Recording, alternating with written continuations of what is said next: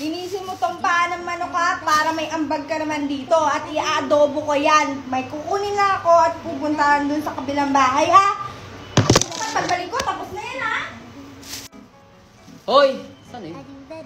Bakit ko lilinisan to? Di man lang tinuro kung paano. Ah, alam ko na. Nagugutom na talaga ako. Sana naman nalinisan ni Kevin na maayos! Hoy, Kevin! Anong ginawa mo? Sa paa ng manok? Aning abno ka? Wala ka talagang nagawang matino? Anong ginawa mo dyan, te? Sabi mo, linisan ko eh. Ay, hindi ganyan! Ang ganda kaya. Ay, ewan ko sa'yo! Lalagyan ko pa to ng rhinestone eh. Rhinestone? Aning abno ka? Ano na lang ang inuutos ko? Hindi mo pa nasunod ng tama. Ako naman, Kevin. Ang ganda kaya, pak na pak si bakla. Pero as bet ko is pink, di ba? Oo, susumbong kita kay mama ko. Loko, di parang tangwag mo tutumbo. Uy, parang tanga naman.